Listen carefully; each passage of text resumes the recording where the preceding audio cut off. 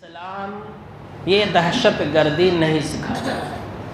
اسلام کا دہشت گردی سے کوئی لینا اور دینا نہیں۔ جس طرح سے رات اور دن ایک جگہ جمع نہیں ہو سکتے، جس طرح سے سورج اور چاند ایک نہیں ہو سکتی، اسی طرح سے اسلام اور دہشت گردی یہ ایک ساتھ نہیں رہ سکتے۔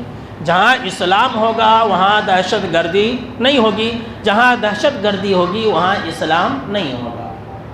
میرے دوستو، آج سے تقریباً 1450 سال پہلے آپ صلی اللہ تعالیٰ علیہ وسلم نے ایک بات کہی تھی کہ عنقریب ایک ایسا زمانہ آئے گا، ایک ایسا دور آئے گا کہ لوگ اتنا جھوٹ بولیں گے، اتنا جھوٹ بولیں گے کہ لوگ اسے سچ سمجھنے لگ جائیں۔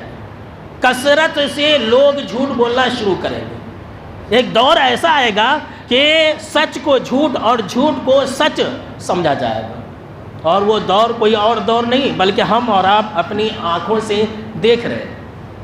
ہم نے اور آپ نے دیکھا ہوگا کہ اسلام کے بارے میں اتنا جھوٹ پھیلایا جاتا ہے، اتنا جھوٹ پھیلایا جاتا ہے کہ لوگ یہ سمجھنے لگ رہے ہیں کہ یہی اسلام ہے، جبکہ اسلام کا اس سے کوئی تعلق ہی نہیں ہے۔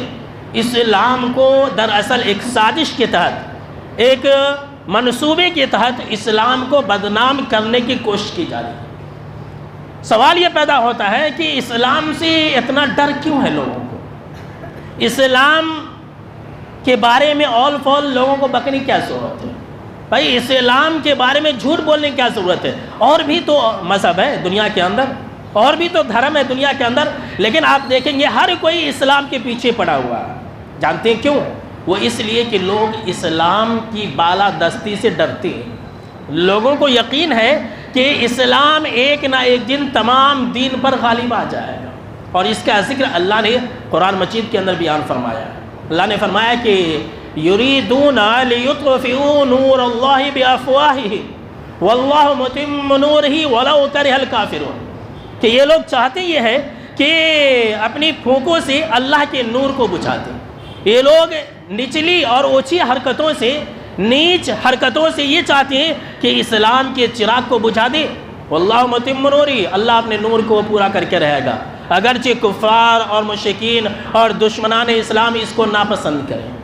کسی شاعر نے کہا کہ نور خدا ہے کفر کی حرکت پہ خندسن، نور خدا ہے کفر کی حرکت پہ خندسن، پھونکوں سے یہ چراغ بجھایا نہ جائے گا۔ جی ہاں، دنیا والے لاکھ کوشش کر لیں لیکن اسلام کو بدنام نہیں کر سکتے۔